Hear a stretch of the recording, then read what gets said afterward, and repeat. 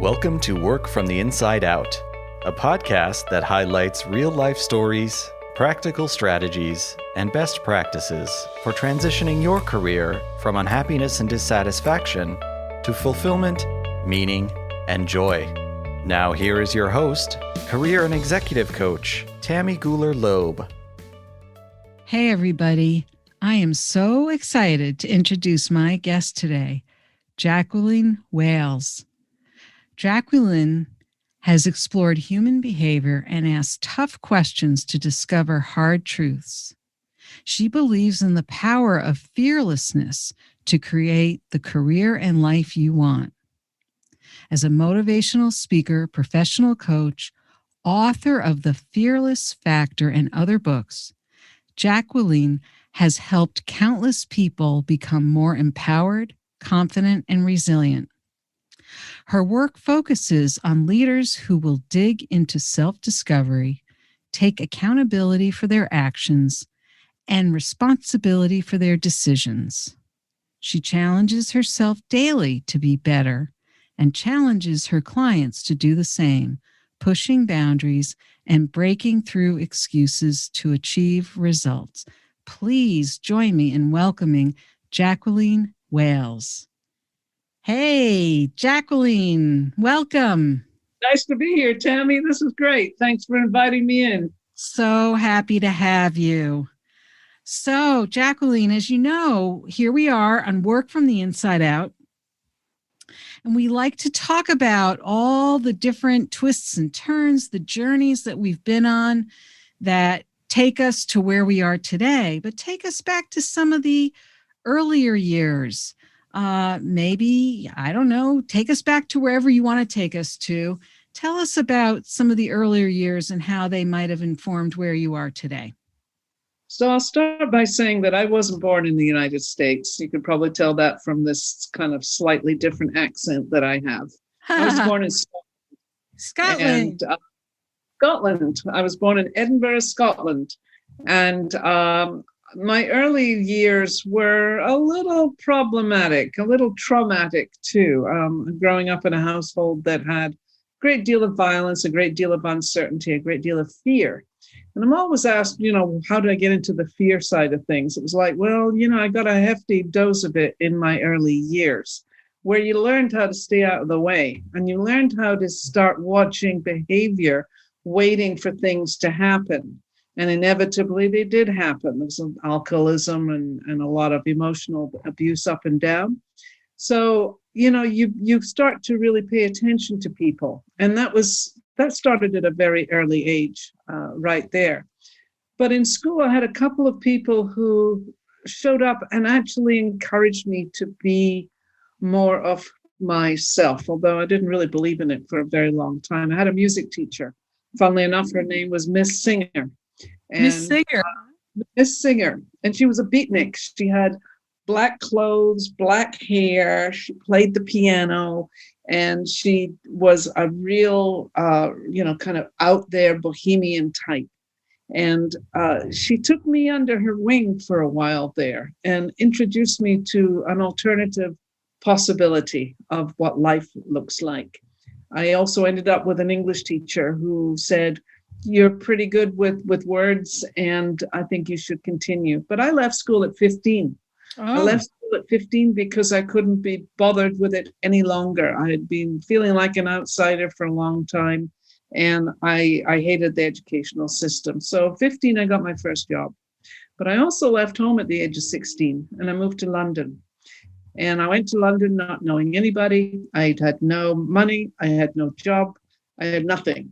And so this was the first part of inventing or reinventing me. But along the way, I managed to get pregnant and I ended up giving birth to a child and giving her up for adoption. That was my early years. This is up until the age of 20. So you can imagine there's a lot of story there. And there's a lot of life, a lot of living, I would imagine. A lot of living just in the first 20 years. So that's the first 20 years. The next 10 years were kind of spent in a little bit of a miasma. I got married. I got divorced. I went back to college. I got a degree.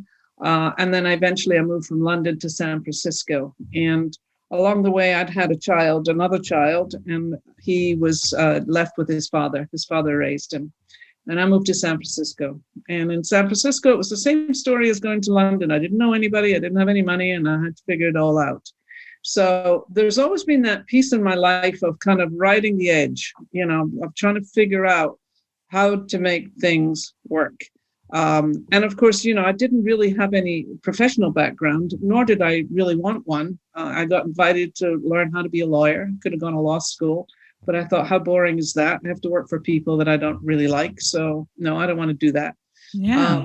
And I avoided the corporate track because, I never felt like it was a good fit. I always felt like I was kind of on the outside with this. So I did some temporary work, this and that. So in my 30s, I met my husband. I've now been married for over 42 years, which is just amazing to me that we've lasted this long. However, what he gave me was an extraordinary opportunity to find the real me. And when I say that, it's because he had the means to support that. And so therapy, coaching, blah, blah, blah, got it all. My 40s, and I'm running through the decades here, because if you're really looking for, the storyline, there's a lot of story. My 40s, I discovered my creative self.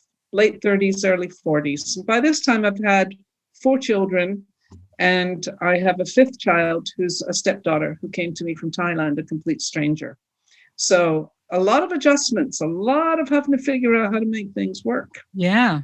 But in my 40s, I started writing. I started singing. I took up martial arts. We started traveling the globe. We started living abroad. And I went from San Francisco to Los Angeles in the 80s. And in the 90s, I was in LA. Spent about 14 years there. Had both of my daughters with my husband. So, he's got a daughter, I've got a son, but they're living with different people at the time. And so anyways, I end up discovering my creative self. Mm-hmm. And what I discovered was that I actually had a talent for writing. Now, if we go back to childhood again, I used to love writing short stories. Oh. We didn't have many books in the house. Books were not something that was part of our understanding. We got comic books. That was about the size of it. So I went to the library and I stole books from school, and people who knew that I loved books would pinch books from their workplace. And that was kind of working class background, not a whole lot of resources. Yeah. So writing was really something I'd always imagined I could be. I also thought I could be a singer. And I thought, my mother was a singer, Saturday night singer, sung at the social club, that kind of singing.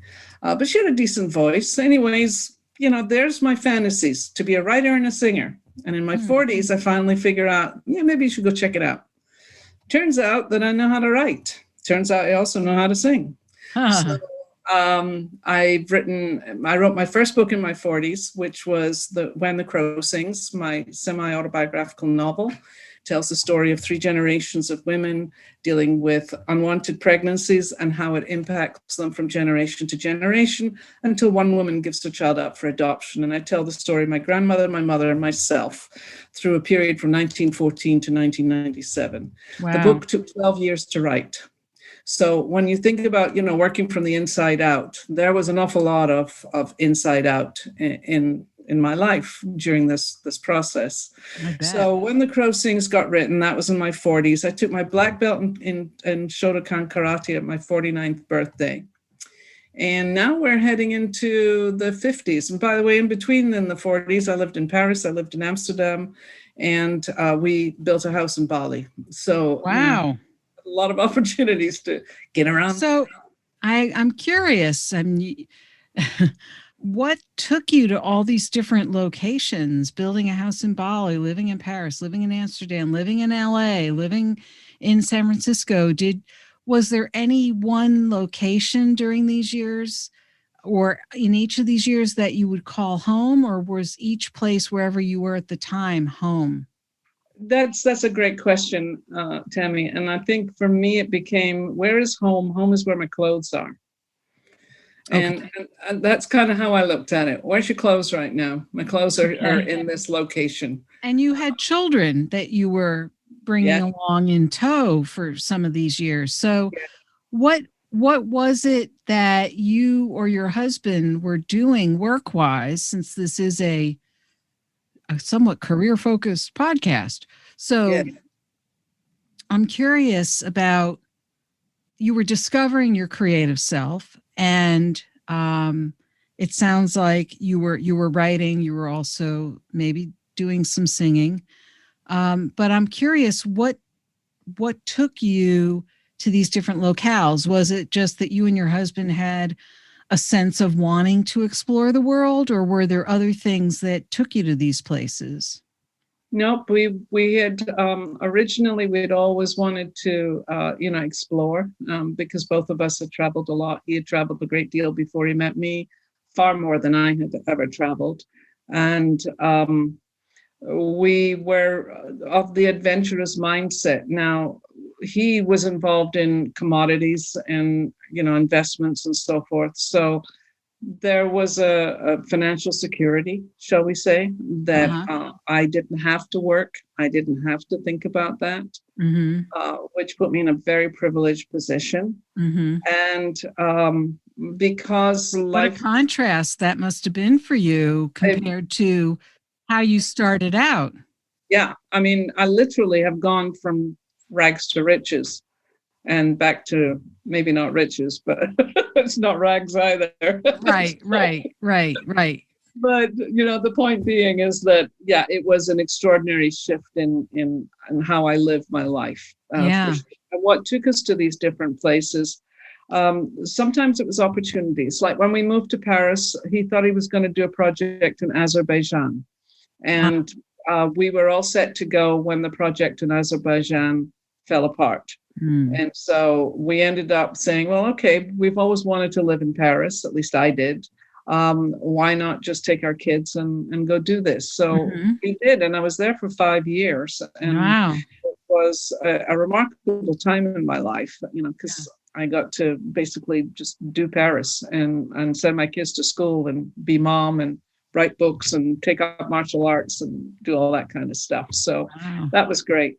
And the reason we moved to Amsterdam had more to do with education, because we'd heard that Amsterdam had the best international school in Europe. Wow. And so education has been really important to us for our children from the get-go. And so we decided, well, we'll go to Amsterdam for a while. So we went to Amsterdam and spent 4 years there. And then when we were done with Amsterdam, it was like, okay, where do we want to go next? And the answer to that was, I've always wanted to live in New York. Why don't we go to New York? At the time, my husband was thinking, well, I'm thinking about becoming a rabbi, because he had started studying in Amsterdam, a rabbinical program. Oh, but wow. It's hard in Dutch. So he said, well, maybe I'll go to New York and do a rabbinical program. So, at that time, he was also thinking about starting a master's degree for the first time in his life. So, this was another big shift, if you like. So we get to New York, and he does his rabbinical degree, and then eventually decides he doesn't want to be a rabbi anymore. So, that was that. But I have to say, while I was in Paris, I got invited to be a cantor for synagogues for the high holidays. Oh, wow. I spent 5 years performing in Amsterdam and in Paris over the Rosh Hashanah Yom Kippur holidays. Oh, wow. It was some of the most profound singing I've ever been invited to do. It was quite remarkable. Wow. So that was, you could call that a little quasi career, if you like. But that was it. So anyway, we ended up in New York, and New York became my real foundation for starting a career. And I was in my 50s by then. So I give you this whole story because I know we're all about career focus, but my piece is, it's never too late to figure out what you want to do. And I was in my early 50s when our lives changed, and it was no longer quite as privileged as it had been. And so I was left with a choice. What are you going to do? You're going to get a job? And the answer to that was not really. I can't see myself for anybody. I like that. No, not really. Not really. I have to find another way. So I had a coach at the time, and she said, you'd make a great coach because you've had so much experience and you really do understand human behavior. Yeah. And, I make up a story when I'm speaking out there, and I say I began my motivational speaking career on the steps of my tenement building at the age of 9, when the children in the neighborhood would say to me, "What do you think?" And of course, that's being a coach. What do you think? Yeah. And we go from there. So I decided to take the training and get some credentials to be a coach. And that was the early part of the 50s. And then I realized that, I needed a credential because I was coming out of nowhere, frankly, and with no professional background to speak of. I wasn't a psychologist, although God knows I could have done a degree in psychology with all the psychologizing I've had over the years. But at the same time, I felt like I needed to create a credential. And so I wrote The Fearless Factor because it was speaking to the one thing that I knew well, the one thing that I continued at that time to struggle with, and the one thing that I knew many women in my life struggle with around their confidence, their imposter syndromes, their feeling like they need some credibility, blah, blah, blah. So one thing about my books is they're all centered in personal narrative. And as you can tell, I've got a lot of stories.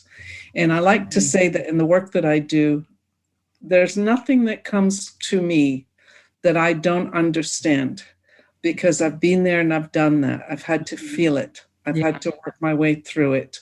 And I know what it's like when you don't have enough confidence. I know what it's like when you have a lot of self-doubt and a lot of negative self-talk. I know what it's like when you don't know how to communicate and you don't know how to have difficult conversations.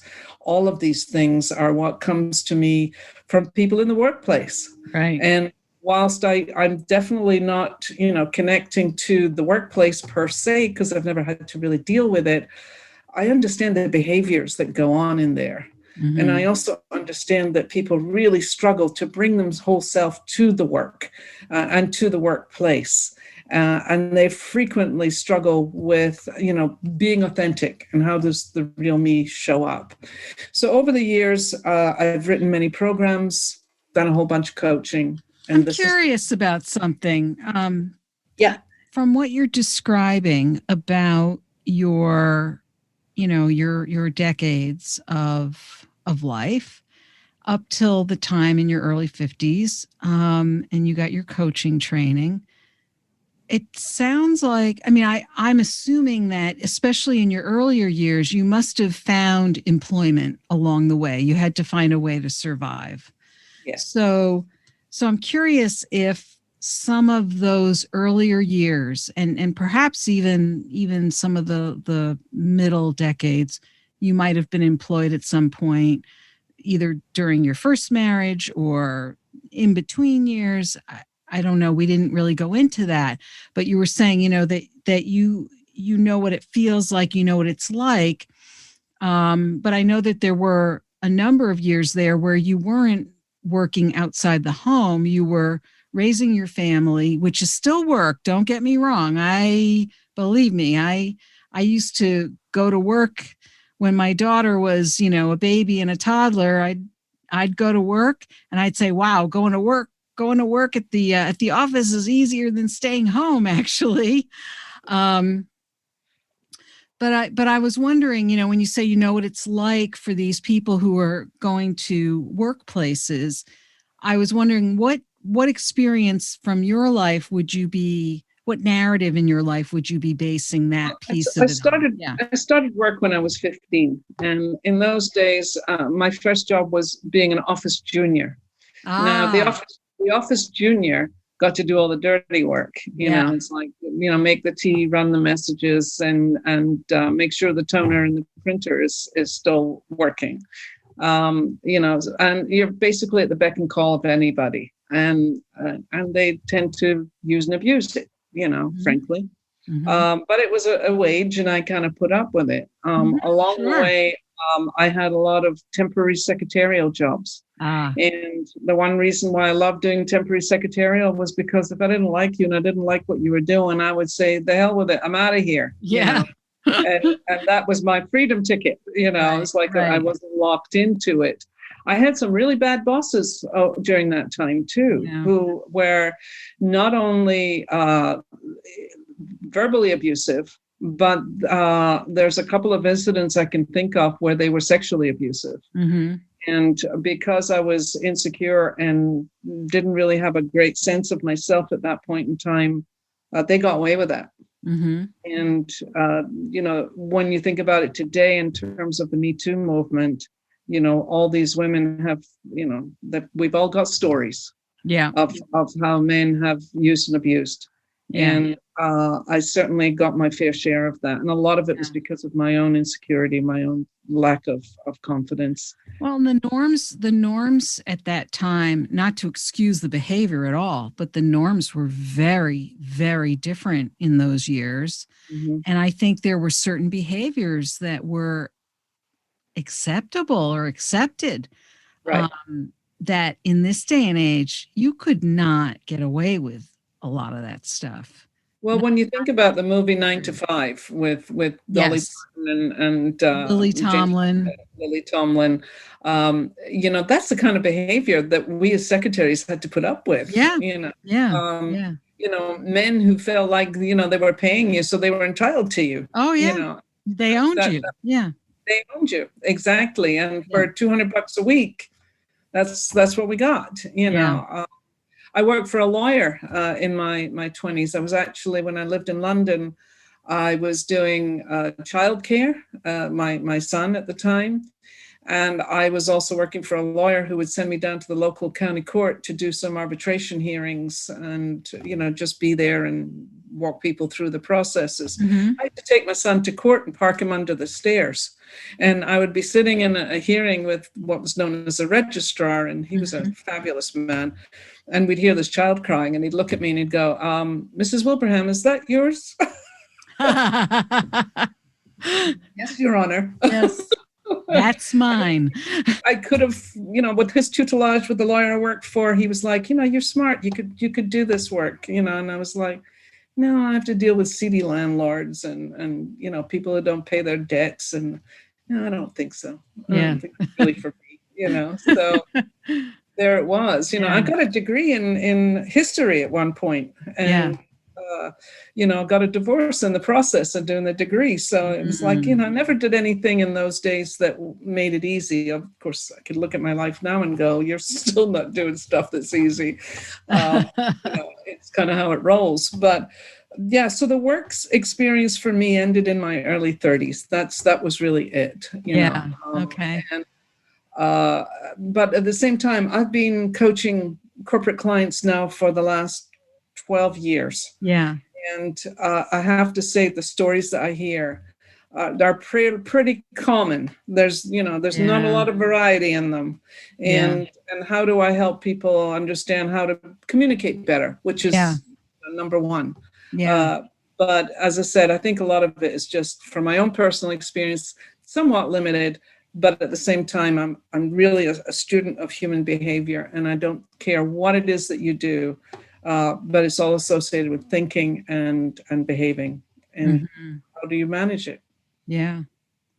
So that's helpful just to fill in some of those blanks because I find that when we're telling our own stories, we move through certain things so quickly. And, it's like, well, wait, now tell me about those workplaces you were in. So it's very helpful to have that context. And yet, in some ways, when you say, that was through your early 30s, there's some of those elements, even though there are some norms that are different today, there are some things that haven't changed that much in terms of how people are behaving in the workplace. Would you say that's true? Or 100%. I mean, the old, axiom of you join a company and leave a boss, that's what it comes down to. Absolutely. At the end of the day. And I've done a lot of coaching with millennial managers over the last few years. And, they all struggle with those who are in senior positions because they're not being seen and heard adequately. And then they also struggle with, well, how do I get myself seen? How do I step up? How do I take responsibility and authority and all of that stuff? And I'm very well known for being no bullshit. So if you're going to give me a story, I'll kind of see right through it. But not only that, I challenge my clients to step up. To be seen, to be heard, to find the right approach to things. And I spend a lot of time teaching them how to do that. Right. That's a big piece of it. Yeah, it is a big piece of it. Absolutely. So let's talk about that some more. So I know that you do some one-on-one work, coaching work with clients, but I also know that you have a 6-week accelerated Fearless program that you offer. Can you tell us more about that? Yeah, this is a program I started last year, and I basically brought together a whole bunch of my programming from the past. And I worked with an instructional designer. And, my latest book, The Fearless Factor at Work, came out last year. So we used that as a kind of outline of where we'd like to see the development. So I look at what we call the inner game, the limiting beliefs and the behaviors that are associated with that. We look at communication and how well you listen and how, where are you struggling with communication. We look at building your resilience is a big one. Your authenticity is another piece. I also look at building your influence because that's really important. Absolutely. And at the same time, at the end of the day, number 6 is going to be about transitioning your career or your life, depending on where you're at with this. But what's fascinating about this program is when I first built it, I knew that there was some really powerful content in here because I'm all about, like most coaches, ask the right questions. All of my books have a lot of questions in them. There's 133 in the Fearless Factor, and there's about 100 and something in the Fearless Factor at Work. Wow. So I'm always about asking deep self-reflective questions, and I ask people to really dig in on this. And one of the things about the 6-week program is I call it an accelerated fearless change program, because if you do the work of self-reflection, as you well know, you come up with the answers. Because people say looking for the answers. Well, no, let's find the right questions to do this. So we've created programming that really takes people on this journey. And I ask for a very strong commitment to doing the work whilst we're at. And what I found was the breakthroughs were extraordinary. I mean, they just blew me away. Now they're supported by my one-on-one coaching as part of this. Plus they have group facilitated meetings as well. So, all of that put together in 6 weeks. But I was not expecting to see the results that people were getting in those 6 weeks. I mean, people were breaking through stuff that had been going on for a long time in their life. Wow. And then what I also saw on this particular cohort is that the people I'm attracting right now are very highly educated, fairly high profile individuals that are also in a place of, I need to make some changes, but I don't know what that looks like. Or I need to think about, what's next for me. And having the space to connect. And so far it's been all women's groups that have formed. Although I can see that I can take this and build it into, men's groups. But they're small group forums. No more than 6 to 8 people is my goal on these. Because that's what builds the bonds of trust that gives people the sense of safety, which is really, really important for this kind of work. And this is evolving now. And now I've got a 3-month program that I want to work with teams in organizations. And then there's another one that's going to be a year-long leadership program along the similar type of lines, but working independently with people. But I do see this whole idea of, and I'm calling it FCP, the Fearless Change Program, that change doesn't have to take forever to break through whatever it is that's caused in your thinking that's causing you to slow down or to actually stop. Because my whole thing about being fearless is very simple. Having the courage to take the next step. That's all being fearless is about. Having the courage to take the next step and knowing that you can handle whatever it is that comes your way. Mm. And I really want people to hear that piece. Fearless is the courage to take the next step and knowing you can handle whatever it is that comes your way. Because fear most of the time is imagination based. It's based on future thinking. Absolutely. And caught up in this whole thing about, what's going to happen down the road. And none of us are immune to that, myself included. And I mean, absolutely. Think about fear is usually based on a story we've told ourselves about what might happen as if we have a crystal ball, right? Yeah. Yeah. And so what stories are you telling yourself? Yeah. And my positioning with this is that, fear is something, if you have no empirical evidence that, you're not being physically threatened or whatever, if you have no empirical evidence, then you're just making stuff up. Right. You're putting a label on something you're just not certain about. Right. Right. And since we know that there's no guarantees in life, and life is very much about uncertainty, regardless of COVID and everything else we've been going through the last year. This is just the nature of things. So my job is to help you get totally present to what's going on right now. Yeah. So I'm curious, you said a moment ago, you said that you yourself were surprised with the 6-week program, some of the breakthroughs that people were having. And I'm curious what your perhaps assumptions or expectations were of what people were going to get out of the 6-week program, or at least at the end of the 6-week program.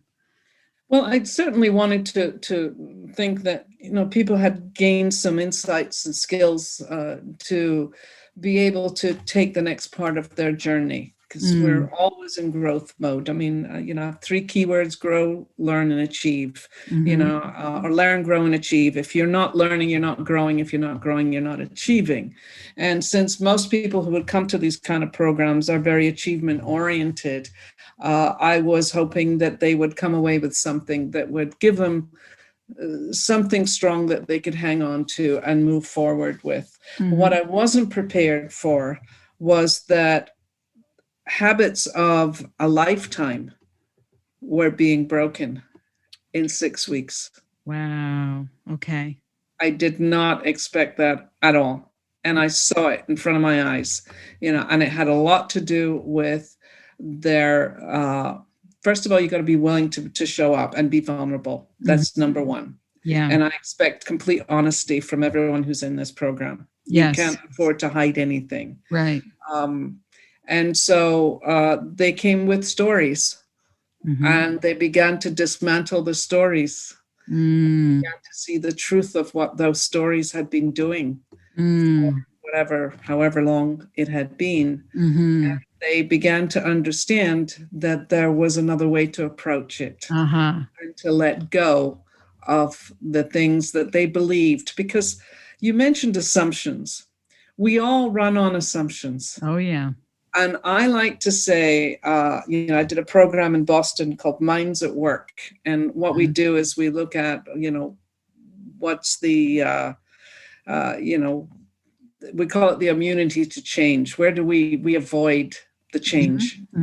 So testing your assumptions is really critical. And I'll say this even to my husband these days. He'll put out something. I'll go, do you have a fact for that? Or is it just simply an assumption? Yeah.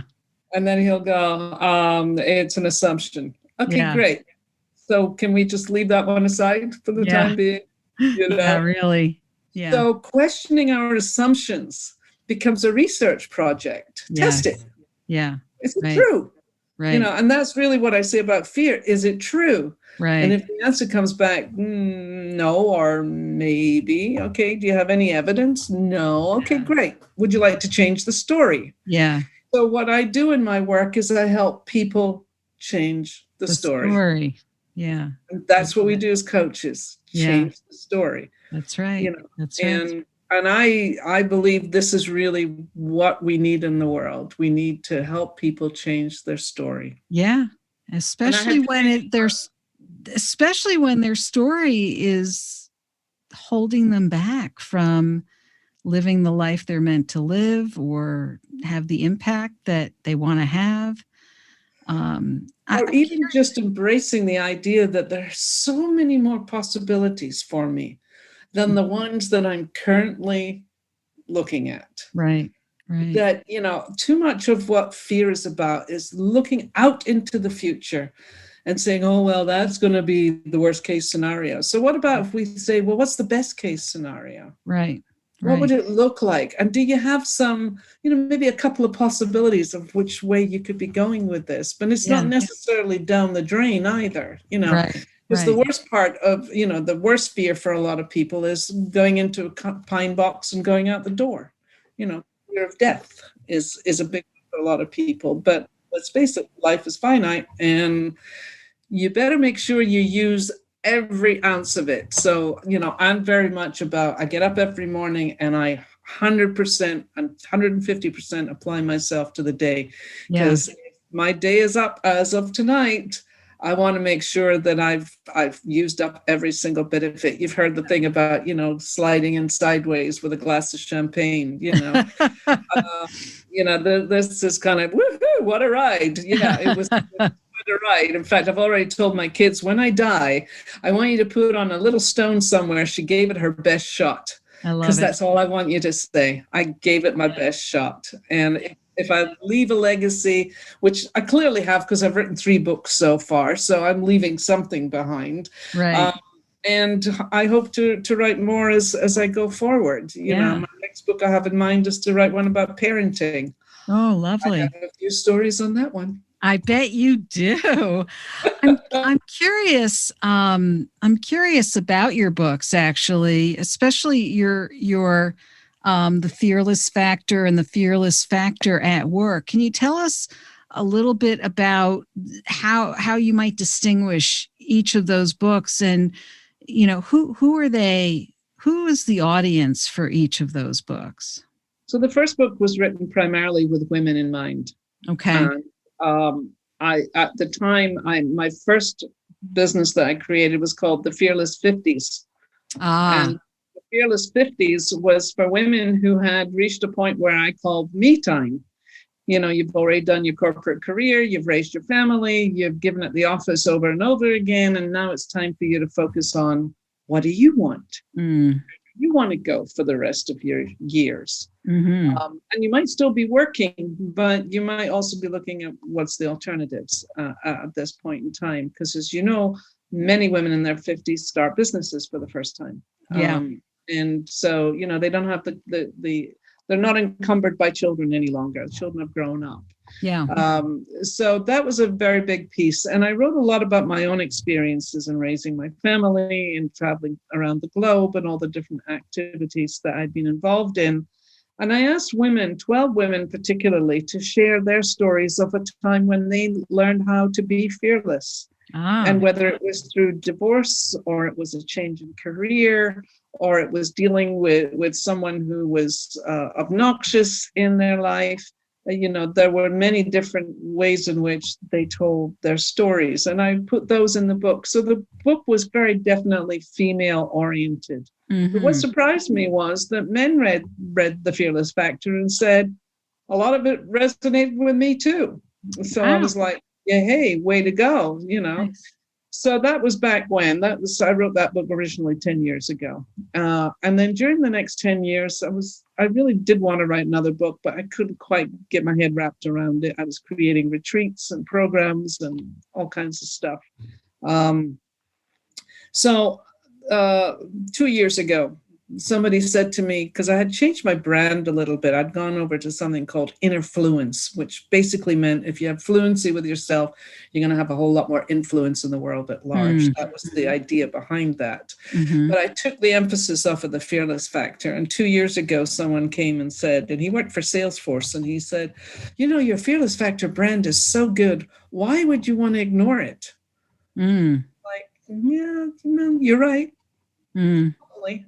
So I started putting some thought into it, and out of that came the Fearless Factor at Work. And that was primarily geared, I'm calling it a virtual mentor, because what it does is it helps people articulate a lot of what they're thinking, they're believing, what they're taking action on or not taking action on, and giving them the insights necessary, as well as asking some very hard questions. I call it deep dive.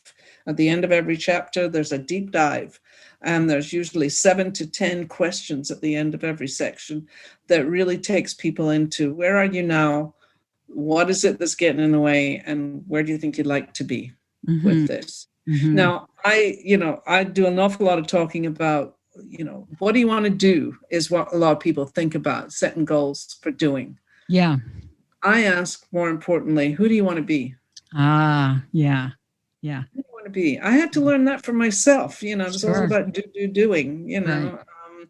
But learning how to be is, and who do you want to be in the world? What's the impact of you being who you are? Right. That's not a question that a lot of people ask themselves. No, it's not. And so this became a big piece of the book too. I'm challenging you to be different.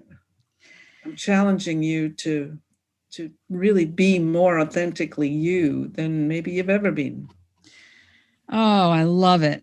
That's a great question. That actually leads me to my next question for you, which I have a feeling I know where you might go with this. But so in thinking about the kinds of transitions that people are making these days, people have a ton of different reasons why they might be entertaining a transition, a professional transition, or, for a whole lot of reasons, right? We're still in the middle of this pandemic. We are, people are facing, I'd say, more uncertainty than they ever felt before, even though I've always said, when has life not been uncertain, but it certainly feels more uncertain. And people are working longer into older years of their lives. And there's just so many different transitions people are making and decisions they're trying to make. What would be your best piece of advice for them, for anyone trying to start to consider a transition in their professional lives? Well, it's going to be different at different ages in terms of, how much energy you can put into it, frankly. Yeah. I'm a very high energy individual, and I'm not shy about saying I just turned 69 in December and just getting started, but I've been physically active all my life between arts and yoga and CrossFit. This is piece of who I am. I've always, and even if I look back, somebody asked me the other day to tell the story of childhood, and I thought I was always climbing. I was climbing on. We didn't have trees, so we climbed on roofs. We climbed on walls. Oh wow! Climbed into old abandoned buildings. So there's always been that physical piece in my life, and I think that has made a difference. And I also like to say it's not about age; it's about attitude. Right. And having the right attitude. But the transitioning piece, especially if you're stepping out of a corporate job where the security is there, where you've got a salary, where you've got health benefits, that's a hard thing to give up when you become accustomed to it. So, do you want to do more of that? And you're right, there are more and more people hanging on in jobs, that are, and we've got 4 generations in the workplace right now. Yeah. That's complicated because they each have their own idea of how things should be. Yeah. So if you're in my generation, for instance, most of my peers are retiring. Yeah. But I don't know what retiring means. I don't either. Nor do I want to. Right. Because I can't imagine getting up in the morning and wondering, what am I going to do today? Right. Right. Getting up in the morning and thinking, what do I have that's challenging me today? Right. Right. Or who am I going to help today? And who am I going to help today? And how can I bring whatever I'm doing and make a difference? Yeah. So the transitioning piece brings up a lot of insecurity. Yeah. I've done it so many times in my life. I know. It definitely, there were moments. There were a lot of moments when you really question the wisdom of what it is that you think you're doing. Mm-hmm. Have a plan. Number one, have a plan. Don't just say that looks like a good idea. And that's how I lived my life for a long time. Oh, that's like a good idea. Let's go do that. Yeah. I call it living by the seat of your pants, but at this stage of the game, I would say build a plan, and that's really it. But in terms of What's how important about building a plan, though? Like when you say there were times, for example, when you didn't do that. And, I'm sure I know there were times I didn't do that. And so you make mistakes and you learn from them, right? very much so. And you could have a plan and it could still not work out, right? Glad you said that, because at least what you're doing when you're setting a plan is that you're actually creating a roadmap of some kind. You can't get from Los Angeles to Chicago without a roadmap. Right. You've got to have some idea of, where you're traveling and how it's going to look like. But it will never, ever be what you had in mind. Right. Rarely. That's true. Yeah. What you had in mind. Yeah. But nevertheless, you have to set that vision. Yeah. Of where you think you want to be going. Yeah. Now, then you have to deal with your feelings around that. And the feelings part can be the part that really messes you up. Because if you start buying into the fear about, I don't have enough money, I won't have enough opportunities, nobody's going to want this, I'm not capable, you name it. This is this dialogue that's going on in your head. Right. So, if you're really thinking about transitioning, do one of my type of programs or hire you as a coach, to help clarify, because that's where we get messed up. Yeah. We don't have clarity. Yeah. Or we stay inside our own heads, right? We don't, I think it helps to just run it by someone else you trust, right? It doesn't have to be a coach. It could be, of course, I think a coach is a great idea, but I think, a trusted individual who might give you another perspective, or someone else who knows you well, who might say, I know you well enough to know that this or this part of the plan, might be a really good thing for you to try, to give you that encouragement, to get rid of all those, but statements that come into your head, right? Yeah, and get I out like of your to own say head. that the but piece, when my clients go, but, and I go, there's only one but, and you're sitting on it. Yeah.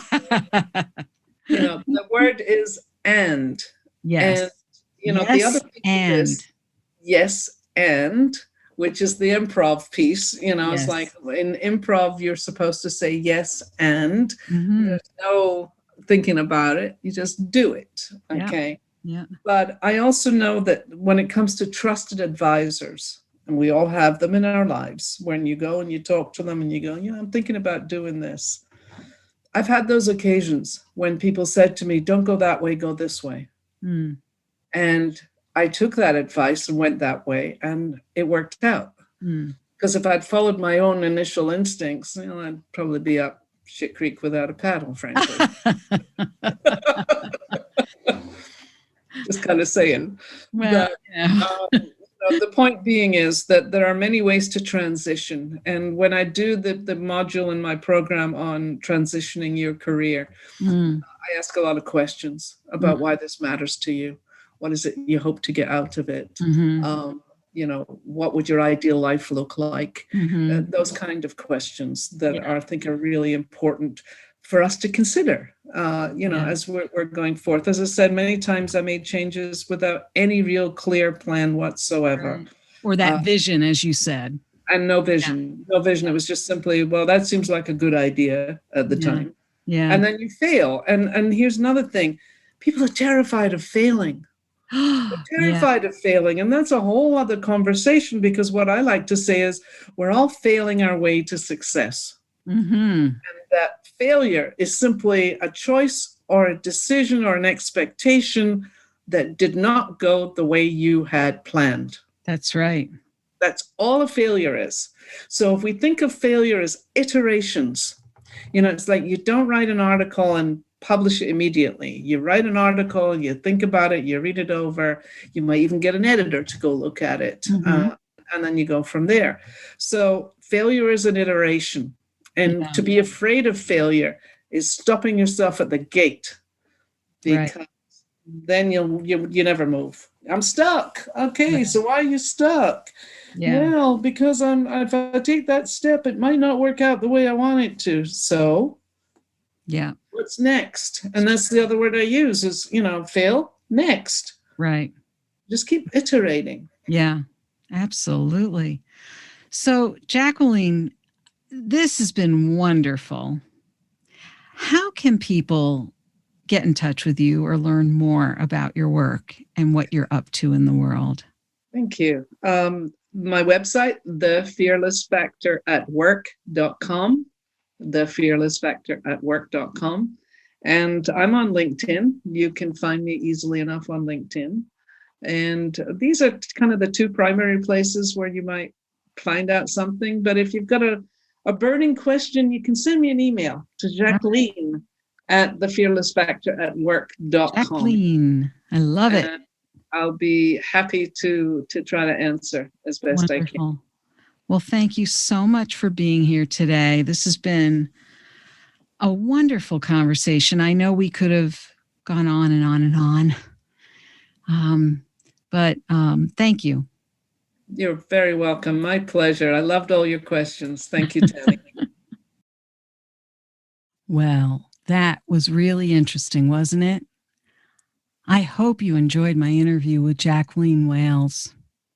It was so interesting to speak with her about her life and her professional journey. What is your key takeaway from our interview? If you're interested in any of the resources or links mentioned in today's podcast, you can find them on the blog page of my website at www.tammygoulerloeb.com. Just look for episode 120. Are you thinking about what's next for you? Maybe you're feeling a little stuck. Get specialized group and individualized support, insights, and accountability from a brilliant mix of professional women in a safe, non-judgmental, creative space. Join one of my small hybrid mastermind coaching groups, starting on a rolling basis. You can learn more at https://bit.ly/navigating career change. If you were as inspired as I was by this episode with Jacqueline, please share it with your friends and colleagues. And don't forget to subscribe so you don't miss next week's show. Remember, subscribing is always free. Are you enjoying the podcast? I would so appreciate it if you'd give me a review on Apple Podcasts. It's easy to find through my website at www.tammygoulerloeb.com/podcast. Just click on the Apple Podcast button and follow the instructions provided there. Thank you so much for listening. And remember, it's never too late or too impossible to increase your sense of fulfillment and satisfaction in your work and other meaningful activities. I'd love to hear how things are going for you. Feel free to drop me a line. Bye for now. Thank you for listening to the Work from the Inside Out podcast. For more information, you can find us at www.workfromtheinsideout.com.